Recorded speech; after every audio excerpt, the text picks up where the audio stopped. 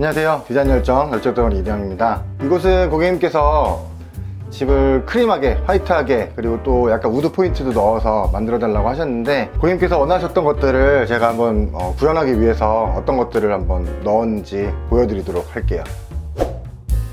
여기 같은 경우는 원래 기둥이 다른 집에 비해서 이만큼이 먹고 있었기 때문에 여기서부터 수납장을 만들기는 힘들었어요. 그래서 제가 장을 앞쪽으로 끄집어내서 이 라인을 맞춰서 시공을 했고요. 일괄소등 등을 만들어 달라고 하셨어요. 그래서 여기다가 일괄소등 등을 이렇게 해서 집을 전체적으로 껐다가 전체적으로 켰다가, 이 일괄소등 같은 경우에는 사실 크게 비용이 많이 든다거나 작업이 엄청 난해하다거나 그렇진 않아요. 다만 일괄소등 등을 만들 위치만 적절하게 있다면. 근데 이쪽은 저희가 목공으로 벽을 한 번 더 만들었기 때문에 충분히 가능했거든요. 입구방 한번 보실게요. 제가 한 가지 특이한 점은, 원래 여기가 이제 붙박이가 있던 곳이었어요.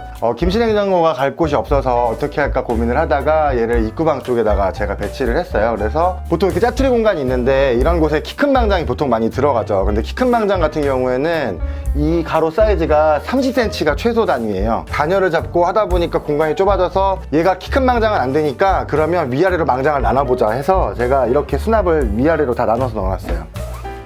여러분께서도 비용도 세이브할 수 있고, 디자인적으로도 크게 해치지 않고 어떤 빌트인 느낌, 여러가지 토끼를 잡을 수 있기 때문에 꼭 이렇게 하시는 거를 저는 추천드려요. 입구방에 김치냉장고가 이렇게 있는데 부엌까지 왔다 갔다 동선이 너무 멀지 않을까 라고 생각하실 수도 있어요. 하나 또 만들었던 게, 원래 여기에는 창문이 있던 곳인데 조적벽으로 되어 있었기 때문에 제가 얘를 낮춰서 여기서 열고 바로 주방으로 갈 수 있게끔, 이렇게 바로 김치냉장고로 동선을 이어질 수 있게끔, 여기는 세탁실을 이쪽으로 들어올 수도 있고 이쪽으로 들어올 수도 있고 입구방으로 갈 수도 있고, 그래서 동선상 굉장히 용이하게끔 제가 한번 구성을 해봤습니다. 부엌 같은 경우에는 대면형 주방을 하기에는 이 폭이 너무 좁았어요. 그럴 때 단점이 뭐냐면, 이쪽에 냉장고가 있고 이쪽에 상하부장이 꽉 차 있게 되면 조금 답답한 감이 있을 수 있겠다라고 고객님께서 얘기를 해주셔서, 저희는 이 끝에 쪽으로는 오픈해서 선반으로 이렇게 배치를 해서 조금 더 개방감 있는 느낌을 만들어 봤고요. 그 다음에 냉장고를 저희가 키친핏을 넣고 나서 그 기준으로 이쪽으로는 제가 오픈장을 만들어서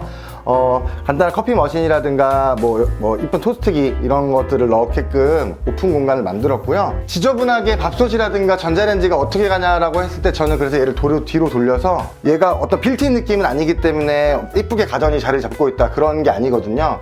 그래서 얘를 주방 쪽에서 우리만 쓸 수 있는 공간으로 만들어서 여기다가 배치를 했기 때문에 디자인적으로 거실에서 바라볼 때는 전혀 이질감 없이 일체감 있는 주방이 나오는 것 같아요. 거실 공간에는 이렇게 실링팬을 넣고 단차를 줘서 우물천장을 만들었는데요. 조명이 들어가는 공간이 있고 빛이 나오는 공간이 있고 그 날개를 달아야 되는 공간이 있는데, 그게 천정부터 저희가 공간이 최소 6cm가 필요하거든요. 나오게 하기 위해서는 여기는 단내림이 꼭 필요했어요. 그리고 이렇게 했을 때 싫다라고 느끼시는 부분도 있겠지만, 최대한 톤을 맞춰서 일체감 있게끔 구성을 한다면 결코 디자인적으로 해치는 부분은 아닐 것 같아요.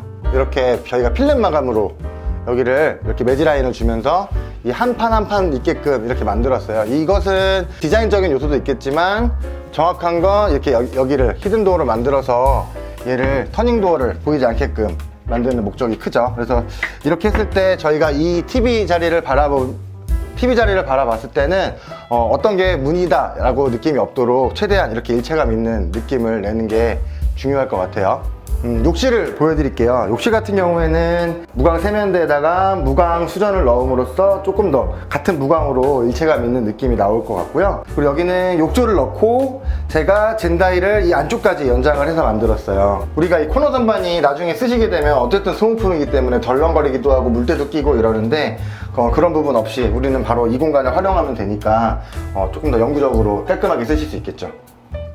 이곳은 안방 공간이고요. 안방에는 이렇게 침대랑 붙박이 그리고 화장대를 이렇게 배치함으로써 일체감 있는 디자인을 만들었고, 이렇게 슬라이딩 문으로 해서 공간 활용도 더 좋게 만들었고요. 여기는 화장대가 거울이 있고 양옆에도 제가 작게 수납을 다 넣어서 여러가지 작은 물건들도 수납을 조금이라도 더 많이 할 수 있게끔 만들었습니다.